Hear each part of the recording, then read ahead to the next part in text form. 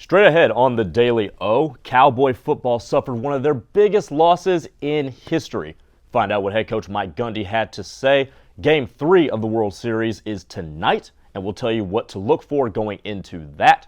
And also, the Big 12 made a major announcement for the future of the conference. All this and more coming up on the Daily O.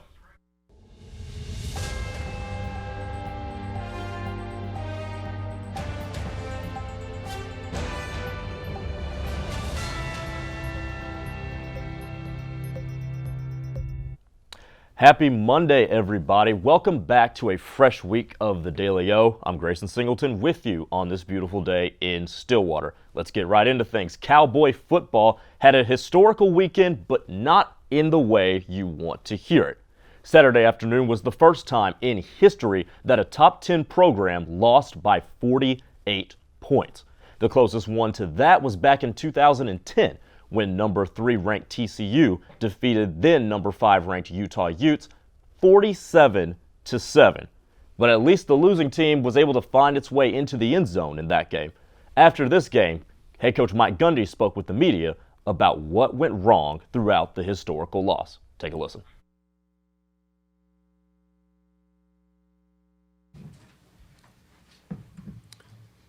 Okay, obviously there's not a lot that I need to say. We got our butts kicked. I told the team I've had my butt kicked before. I didn't do a good job this week.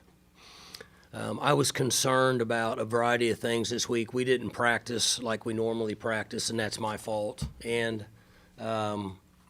that's what you get. I apologized to the team. I didn't handle our team very well this week. And I'm not taking anything away from Kansas State. They're a good team, and they played really well. I don't know. You'd have to ask Coach. I don't know if they could have played a better game than they played today. And then we weren't prepared. We just weren't. We weren't very physical up front. We couldn't do much to balance ourselves offensively. We weren't prepared, and it's really pretty simple, and I'll take responsibility for that. I learned a good lesson. I tried to do a couple things different, and obviously I'm not going to do that again. So I told the guys that this is sometimes the way life is. Not quite as fun as it was last week, but as I say every Saturday, you're gonna play again. About this time next week. So the guys need to recover and get home, come back to work tomorrow, get ready to go. We don't have any time to waste. We have to identify what happened in certain instances and come up with solutions and plans and put them in place and move forward. And I'm repeating myself now, but I've told the guy I've had my butt kicked before. Not any fun, but we know how to fight back, and we will. Guys need to stick together and get ready tomorrow. Get 6 days to prepare for the next game. Coach Gundy and his squad will look to bounce back as they continue play in the state of Kansas, this time traveling to Lawrence to take on the Jayhawks. With kickoff set for 2:30 p.m. on Saturday, the historical loss doesn't bode well for OSU when it came to the recent AP poll rankings. They fell down 9 spots to number 18, but they may not have fallen the furthest this week. When taking a look into the top movers in the polls for teams that rose and fell the furthest, Kansas State walked out as the biggest winner of them all, jumping 9 spots to overtake the number 13 spot. Following Kansas State, there wasn't much movement in the positive direction as the North Carolina Tar Heels went up 4 spots to number 17, coming off of their 42-24 win against Pittsburgh. Let's move into the teams who took the really hard falls. We already discussed the OSU Cowboys, but they didn't take the crown for the furthest fall. That belongs to the Demon Deacons of Wake Forest, who fell from number 10 to number 20 following a rather strange 48-21 loss to the Louisville Cardinals. All right, coming up next, the Big 12 and the XFL make major announcements concerning their leagues, plus the World Series shifts to Philadelphia as both the Astros and the Phillies look to take a 2-1 edge. Don't go anywhere. The Daily O's coming right back.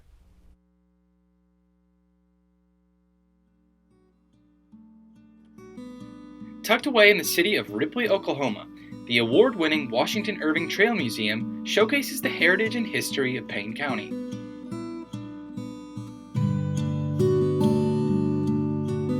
This museum holds antiques, treasures, and artifacts that one cannot find at any other museum. With hundreds of historical antiques that display OSU history, along with Native American history, the museum has it all.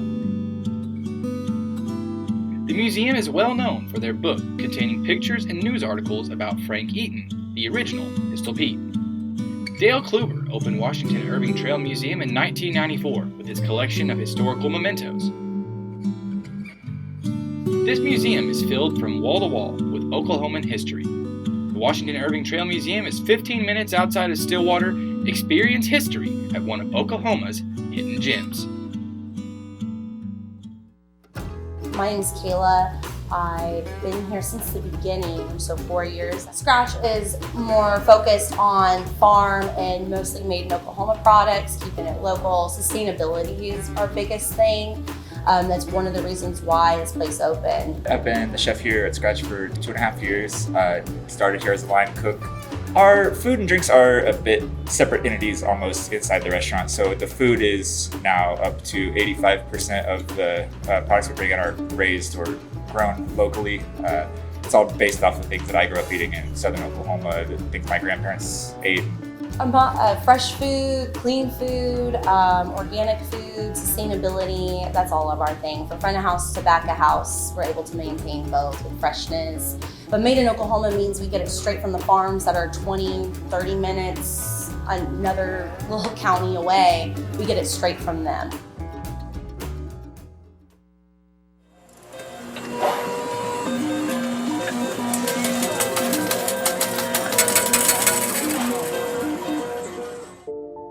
You may have been to casinos at some point in your life, but do you really know the truth behind the game you're playing?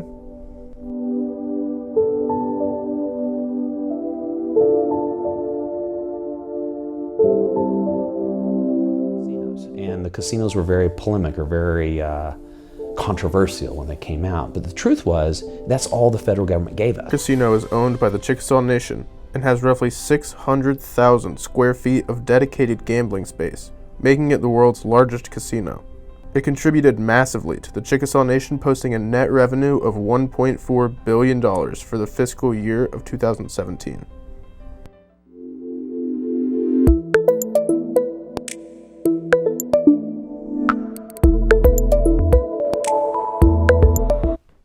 Welcome back to the Daily O. Grayson Singleton with you on this beautiful Monday edition. And let's start diving into those national headlines from the weekend.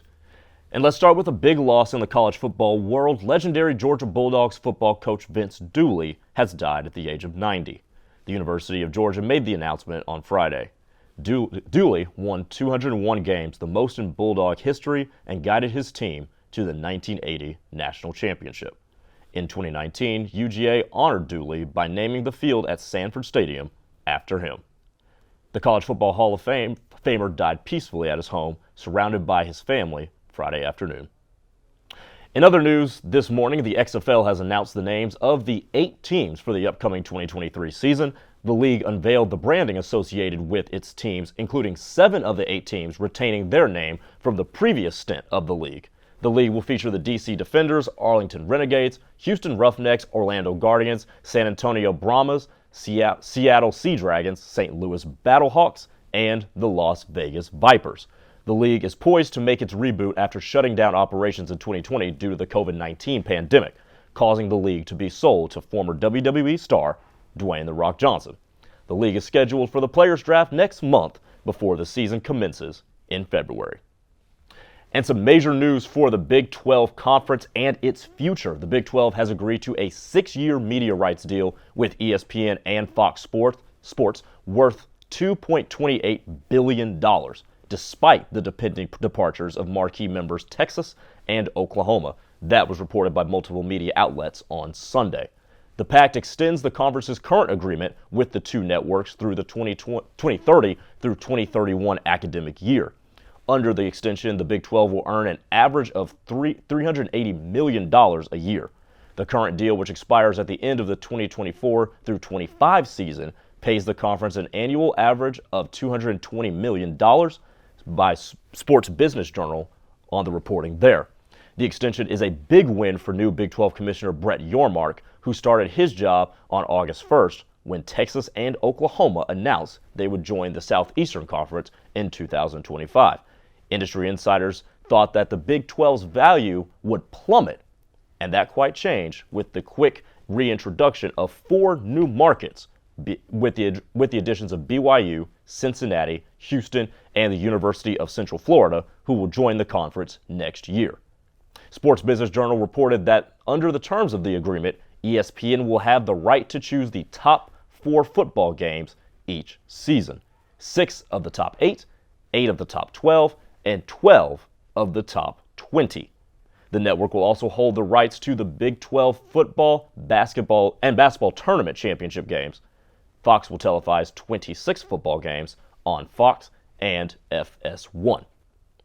Michigan State suspended 4 players involved in the tunnel altercation with a Michigan player Saturday night after the Wolverines' victory over the Spartans in Ann Arbor. 4th-ranked Michigan defeated Michigan State 29-7, and after the game, video erupted of a group of Spartans players punching and kicking Wolverines defensive back Jaden McBurrows in the tunnel heading toward the locker room. Tempers had flared near the end of the game.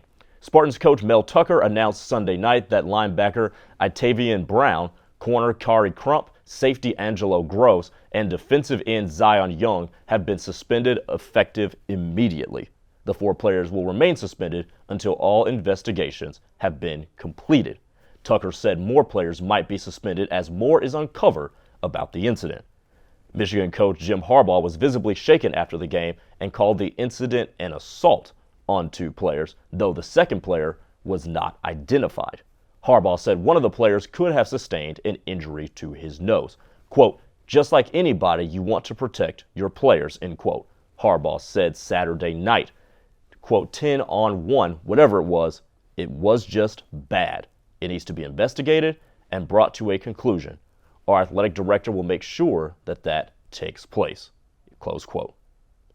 Moving on over to Major League Baseball, Game 3 of the World Series travels out east to the city of brotherly love as the Astros take on the Phillies.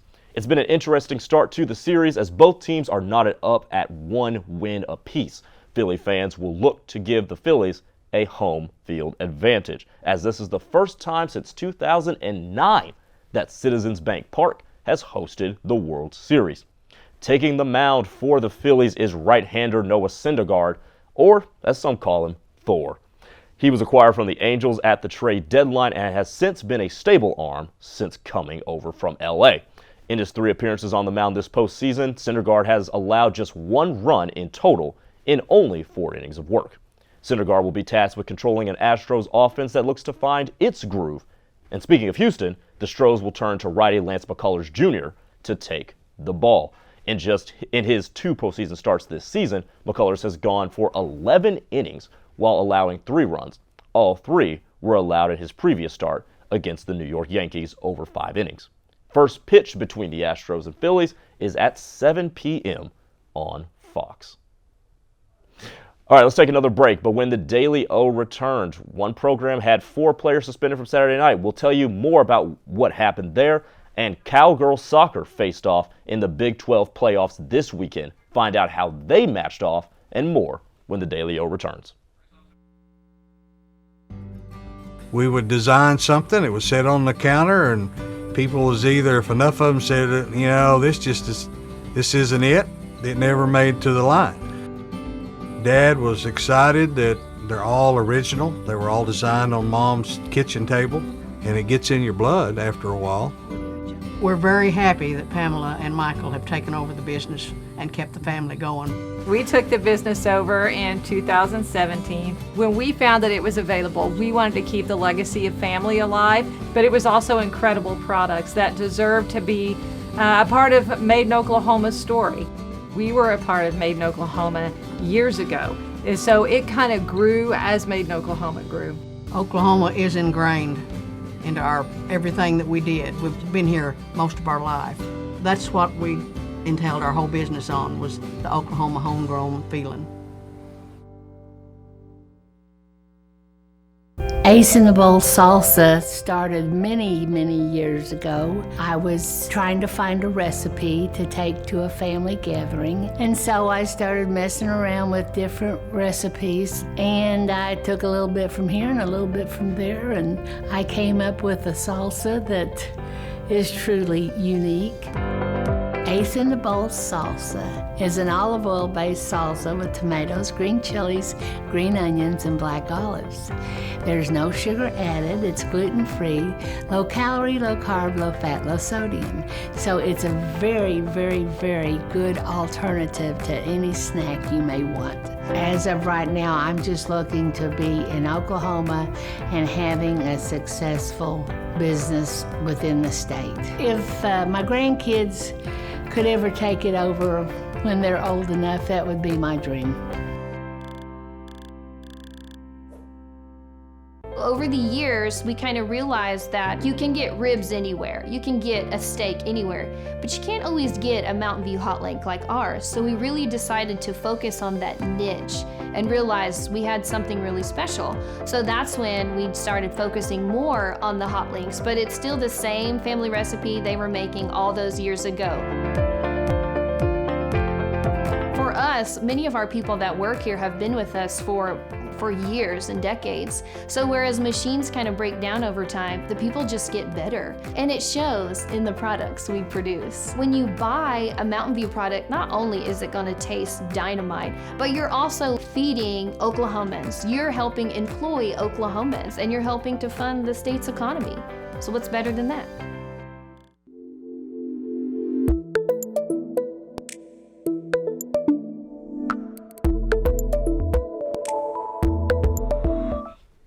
Grayson Singleton with you on the Daily O. Welcome back. Moving into some OSU athletics, it was heartbreak in Texas as the Cowgirls soccer team was eliminated from the Big 12 championship.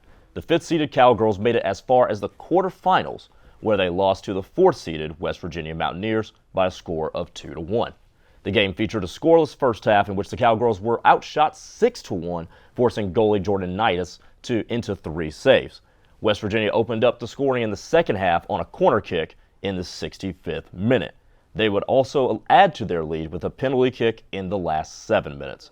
After this, the Cowgirls finally showed some signs of life as Olivia Dow would find the back of the net off of a Zara Pineda assist.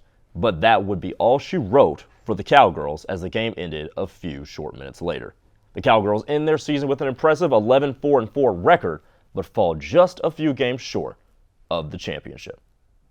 Back to the national side of things, let's take a look at the NFL, where the reigning AFC champion Cincinnati Bengals travel in-state to square off against the Cleveland Browns. Both teams come into this game with a lot to prove at the midway point of the season. The Bengals come in looking to show that without star receiver Jamar Chase, who's out with a hip injury, that the air raid offense can stay afloat.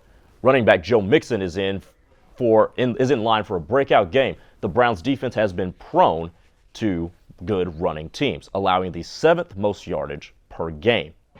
Looking from the Cleveland side of things, this is a big statement game to make for them to stay in the playoff hunt. Quarterback Jacoby Brissett looks to get the passing game back in line as the Browns are in the lower half of the league in passing yards per game. But that doesn't get any easier as the Bengals secondary is top 10 in the league in terms of stopping the pass. Kickoff is set for 7:15 p.m. All right, let's take one final break, but when we return on the Daily O, we're going to turn back the clocks and see what happened on this day in sports history, as well as one more quick look into your national headlines. The Daily O. We'll be right back.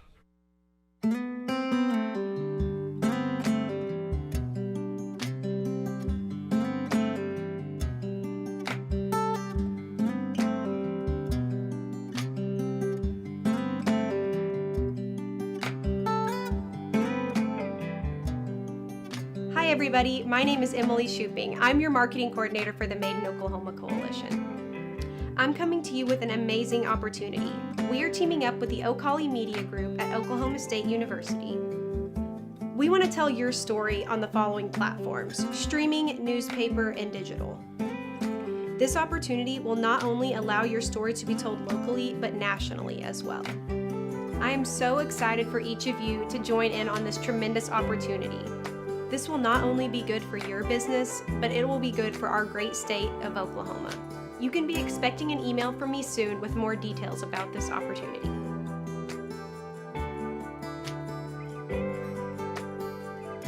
Local has a name, local has a face, local has a flavor. The Made in Oklahoma Coalition.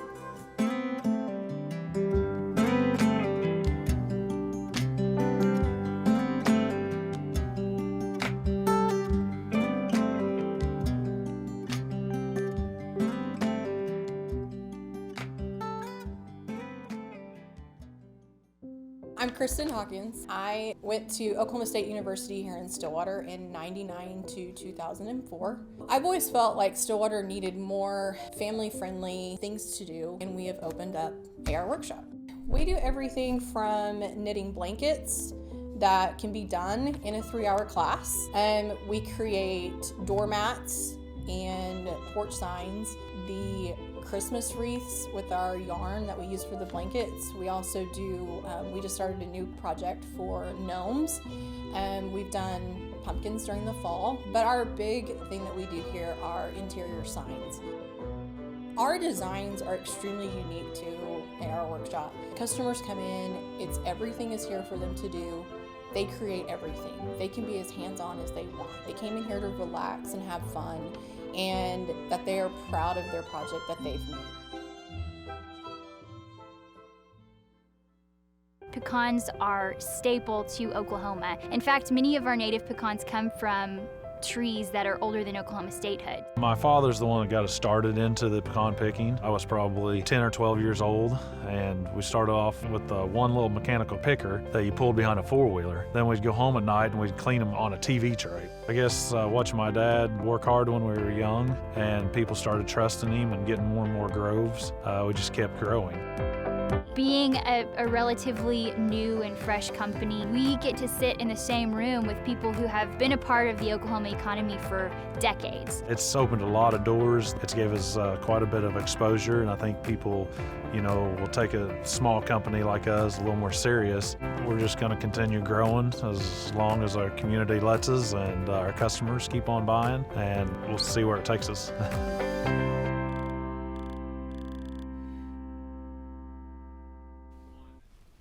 Welcome back to the Daily O. I'm Grayson Singleton. It's time to turn back the clocks and look at what happened on this day in sports history. A barrier was broken in basketball in 1950. Earl Lloyd, nicknamed Big Cat, became the first African American to appear in an NBA game when he did so with the Washington Capitals. Lloyd would average 6.1 points per game during that 1950-51 season and 8.4 points for his career. He won an NBA title in 1954 through 55 season with the Syracuse Nationals. It was the start of a family legacy in the tennis world in 1994. 14-year-old Venus Williams made her debut in Oakland, California at the Bank of the West Classic. In her first match, she defeated fellow American Sean Stafford 6-3, 6-4. Williams, however, lost her next match 6-2, 6-3, 6-0. to then world number 2 Sanchez Vicario. Nevertheless, it was the beginning of a legendary career. Now it's time to wish a few athletes, or only maybe one athlete, a happy birthday. Let's start with the non-athlete. Nick Saban turns 71 today, perhaps the greatest coach in college football history. Saban has won 7 national championships and 6 since he became the coach at Alabama in 2007. Also, happy 25th birthday to Marcus Rashford. The soccer star notched his 100th career goal with Manchester United Sunday and is the youngest person to receive an honorary doctorate from the University of Manchester. He did so when he was 23. Now, before we let you go, it's time to take one last look into your national headlines from throughout the weekend. And we're going to start with a loss in the college football world. Legendary Georgia Bulldogs football coach Vince Dooley has died at the age of 90. The University of Georgia made the announcement on Friday. Dooley won 201 games, the most in Bulldog history, and guided his team to the 1980 national championship. In 2019, UGA honored Dooley by naming the field at Stafford Stadium after him. The College Football Hall of Famer died peacefully at his home, surrounded by his family, on Friday afternoon. In other news, the XFL announced this morning the names of the 8 teams for the upcoming 2023 season. The league unveiled the branding associated with its teams, including 7 of the 8 teams keeping their name from the last stint of the league. The league will feature the DC Defenders, Arlington Renegades, Roughnecks of Houston, Orlando Guardians, San Antonio Brahmas, Seattle Sea Dragons, St. Louis Battlehawks, and the Vegas Vipers. The league is poised to make its reboot after shutting down in 2020 due to the COVID-19 pandemic.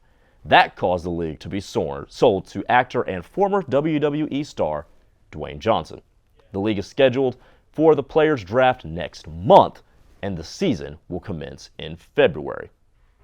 Major news for the Big 12 Conference and its future. The conference has agreed to a 6-year media rights deal with ESPN and Fox Sports, totaling over $2 billion, 2.28 to be exact, despite the pending departures of marquee members Texas and Oklahoma. Multiple outlets reported the deal on Sunday. The pact extends the conference's current agreement with the 2 networks through the 2030 through 31 academic year. Under the extension, the Big 12 will earn an average of $380 million per year. The current deal, which expires at the end of the 24-25 season, pays the conference an annual average of $220 million, Sports Business Journal on the reporting there.